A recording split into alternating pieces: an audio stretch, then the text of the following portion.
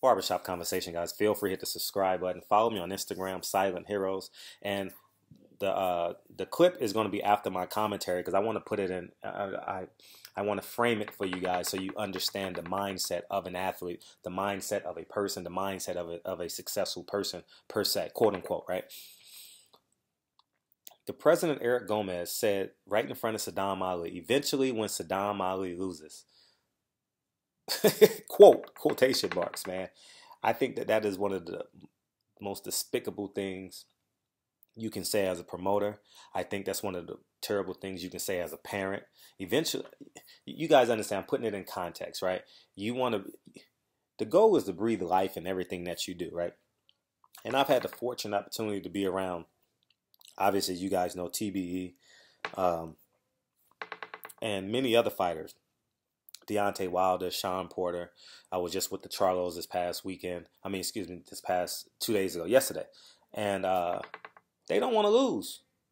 And I'm willing to bet if the Charlos, the Porters, the Spences, and the Wilders, they heard their promoter tell them to their face, eventually when you lose, that's not even on your mindset. You know, Floyd Mayweather said he's never even thought about losing. You know, here's a man who I've seen play dominoes and just want to tear your fucking head off, man. You know what I mean? He is the ultimate competitor. Russell Westbrook, the ultimate competitor. And LeBron James is turning into this playoff series. But I just think that is just utterly disgusting. I want you guys to listen to the context in which he said it and how he tried to fix the statement because he caught himself and he's like, oh shit, how am I gonna get out of this one? You understand what I'm saying? So obviously they don't believe that Sadam Ali could be a Floyd Mayweather. They don't believe he could be a Deontay Wilder and Earl Spence, some of the Charlos who are currently undefeated, and they don't have no respect for Sadam Ali. Honestly, they believe they got lightning in the bottle. You know, Sadam Ali was on the B side of that Cotto card. They honestly thought Miguel Cotto was going to win, and they were going to fancy over maybe having him fight somebody at 54. You know, get lucky at another belt. Maybe a Kell Brook would have been an ideal situation for Miguel Cotto. You understand what I'm saying? And you let the cards fall, and you pick the best card that most suits you, right? And this is just another reason why fighters should never sign with Golden Boy. Should never, ever sign with Golden Boy. It is disgusting. It is despicable. And if you ever consider going to a meeting with Golden Boy, listen to the president talk to a fighter who only has one loss. If I'm not mistaken, he's only lost to Jesse Vargas by knockout, right? So, and for all intents and purposes, he could run the table and, you know, hypothetically speaking, beat the Charlos, beat the Herd. He's fighting at 54, guys. Beat the Charlos and beat the Herds, which will make him the unified champion at 154. But just the context in which they say it and the energy and their personal beliefs as promoters. You understand what I'm saying? It's just flat out disgusting, man. It's just flat out not fair, disgusting. Sadam Ali needs to run for the hills. Andre Rozier, I know he heard it. He didn't respond. He's in a group setting. He's the trainer. You know, at the end of the day, I just think this is egregious. And you guys may say, oh, it's a go. No. If any promoter said this, if Lou DiBella said this, I would be on him. Floyd Mayweather would never say anything like this. If Bob Arum said anything like that, Don King, who promotes a fighter and tell them eventually when you lose? Man, get the hell out of here, man. I don't care what you guys say. It's disgusting. Between this comment and the emails and everything in between, and the owner of running around sex tapes, getting belligerently drunk, publicly doing interviews, you know, it's just flat out disgusting. And you know, and I'll say this: losers, people with a mediocre gray area mindset is gonna say, "Oh, this is nothing. He's just talking. He's being pragmatic," or "This is not pragmatic." You understand what I'm saying? You know, this is coming from a man who come from nothing, man. And the only thing I had was my personal belief, man. My mom couldn't afford to buy me a basketball per se, a real leather basketball, or the Converse when I was a kid, man, the Magic Johnson gold Convert. I couldn't afford them things. All I had was my mindset, man. And I just believe that in order to be successful, you got to have that mindset. The mindset is what empowers you, man. You can have, at the end of the day, you can have all the tea in China and be a hermit. You understand what I'm saying? I told you guys this story before. An NBA player, an all-star NBA player is in Vegas. And he says, do you think I can get that girl? I tell him, man, you're an NBA All-Star. You can damn near get half the girls here, man. Just show your face. They're going to recognize you anyway. So the mindset and the confidence goes a long, long way. You understand what I'm saying? And at the end of the day, not only does Golden Boy not have confidence, they don't believe in their ability to promote fights and or matchmake. You know, listen, if you kill the head, the body will follow. All right? For all intents purposes, in terms of respect, in terms of promoting, Oscar De La Hoya is dead, right? He hasn't got no new big time fighter in a long time. Cotto fell to him because no one else really, really believed in him, and he didn't have enough money to put on his own fight. If you want the truth, you guys want and didn't have a TV deal in place, so he had to go to a Golden Boy who actually needs something, and they caught Sadam Ali, you know. At the end of the day, it worked out for him. But I want you guys to watch this clip and tell me what you guys think in the comment section. I know the haters are going to come in. You know, I don't read. Oh, I should say I don't take much stock in haters. And I'll say this: I appreciate you guys emailing me and DM me about the comments and the comment. Listen, I don't care. Listen, the people who hate me will watch this video 3 and 4 times to find something. I will never block them. I'll never talk about them at the end of the day because I need them to rewatch these videos 3 and 4 times. Trust me, these are the guys. Listen, the reason why you know everything about your ex-girlfriend because there's slight envy, there's slight jealous, there's slight like, damn, why did she leave me? So you go on Instagram and you create a fake account, and you go to Facebook, create a fake account just so you can lurk and you know everything about it, right? I'm talking to somebody out there. You guys feel exactly what I'm saying. Well, these are the haters, and they're going to come in the comment section and say, I don't know what the fuck I'm talking about. I'm just hating on Golden Boy. No. This goes across the line, right? Any promoter, Don King, Lou DiBella, Bob Arum, Foy, I'm telling you, Foy will never say anything like this. Foy doesn't even think about losing. You know, I've been around him enough to know that. It's just not fair. It's disgusting, and I think that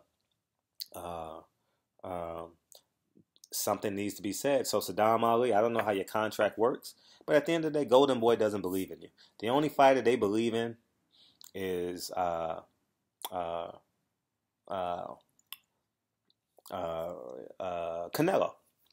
You understand what I'm saying? I'm gonna do a separate video on this next week sometime. Jojo Diaz, maybe I'll do it tonight. How the hell did Ryan Garcia get a main event fight and Jojo Diaz didn't get one? Are you serious? I think that's one of the more disrespectful things. I mean, I don't care if he's the draw. Jojo Diaz is a much better fighter. Ryan Garcia is. I don't think he'll end up being that good. I think he'll be good. I don't think he has the fundamentals to be great. You know, footwork is terrible, defense is terrible, chin is in the air, great hand arm speed. He has good fast twitch muscle fibers from the shoulders, pretty average fast twitch muscle fibers in the hips. You can tell by his lack of footwork, how he turned, how his lack of ability to turn and pivot against an inferior opponent like the last couple that I saw in the highlights. So at the end of the day, Sadam Ali, you need to run for the hills. I don't know when your contract is up, but you need to get the fuck out of there. And I want everyone to listen to this very intently, all right? And just think, if you were a coach, right? I'll simplify. I'll make it as simple as we can. If you were a coach or an assistant coach, would you tell your athlete eventually when you lose? Right? If you were a boxer or a tennis player, You understand? Team sports, yeah, in an 82-game season, yeah, but the goal is to win a championship. So you would equate that to you can't win a championship. Do you think you could tell LeBron James you can't win a championship? Steph Curry, Kevin Durant? That's basically who Sadam Ali is. He's the WBO world champion, man. And you telling him eventually when you lose and he's a world champion? Do you think that much of the Charlo brothers and Jared Hurd? Or is that just your mindset?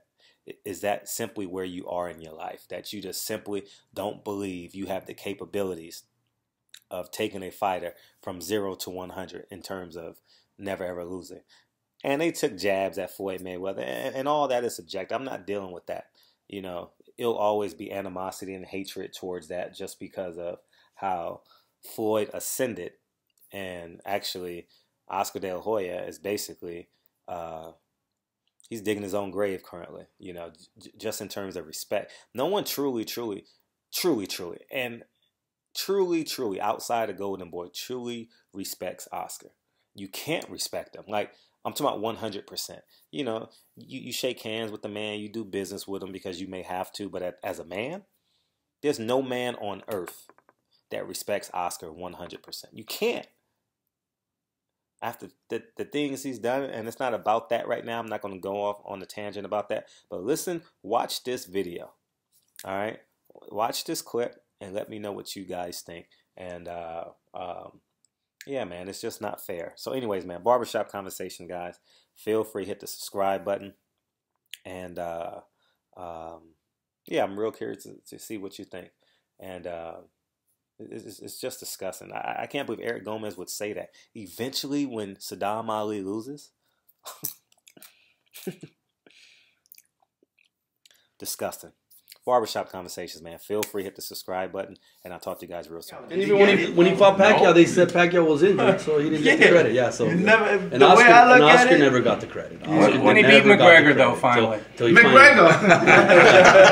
No, part of the story there isn't part of the revenge the paycheck. The paycheck is good. You can. But I look at it like you're never really gonna get it. Yeah. You're never really gonna get it. I mean, from some people, yes, but from everybody, it's impossible. No. Haters gonna hate. Haters gonna hate, and they're gonna keep hating until eventually, because eventually in boxing, it would be beautiful to retire undefeated, but that's tough to do. Yeah, when you're taking real fights. Right. And eventually, when Sadam does lose, if he does, you know, against a top-notch fighter, they're gonna say, "We told you." Yeah, but he had a string of 16 wins or whatever it is. You know, so. Hateration at the utmost, but we don't thrive on that. This young man, I'm going to tell you something about Sadam. Sadam has the most even keel attitude ever. It's like things can go over his head and it don't even bother him, and if it does, he don't show it to you. He's just such a nonchalant entity, and that's what makes it easy for him to do the things he does. Whereas his father, Lenny, Curtis, and myself, we're worrying, shouting, shoving, and everything else, and this, that, and Sadam would be like, we're going to do what we got to do. I got this. and we get upset when he says, I got this, but so far he's been getting this. And we're just going to continue doing that, and I'm telling you, we're going upstate for this fight. We're a short ride away from the International Boxing Hall of Fame. We're going to go by the Boxing Hall of Fame because I want Sadam to see what it is to be a part of greatness. And once he enters that hall of greatness and it starts emulsifying and him absorbing it, he's going to want to be a Hall of Famer. And for him to be a Hall of Famer, he has to take care of business, and that's what he's going to do Saturday night. I think one of the interesting things that Andre said was that Sadam is like a nonchalant type of individual, and that's what the public see. And they used to seeing and hearing a lot of trash talk. You know, they used to all this aggressiveness. It don't come from him. You know what they're looking at in essence is a quiet storm. It's a quiet storm, and that's why when he does win, you know, it like It's an unbelievable task. Like, how did he do that? How did he do that? And that's what they're going to see on Saturday night. They're going to see a quiet storm bring thunder. And so, I mean, what they're going to say, the same thing? You know, Sadam he does work hard. He's a person that, like Andre said, we have to push and push. He's not your average fighter. But that's what makes it more even special. You know what I mean? It's the unknown. Hey, Coach, you wanting to bring him to the Hall of Fame, is part of that you trying to instill in him a... We add that on to it. Sadam, is there any desire to fight Jesse Vargas again, you know, to get back that loss? No, I mean, it's not really on my mind. Honestly, you know, he was the better man that night. I know if things were differently, it would have been a different outcome. But it's not something that's on my mind. I'm a world champ, you know. I fought Miguel Cotto. I beat Cotto. So it's like, I'd rather have a world title, win it that way than how I would have got it, you know. But I don't. That's not on my mind. But who knows? You know what happens in the future. You never know. But it's not something that's on my mind at all. Following back up on the question that I asked you, the reason why I asked it is when you look at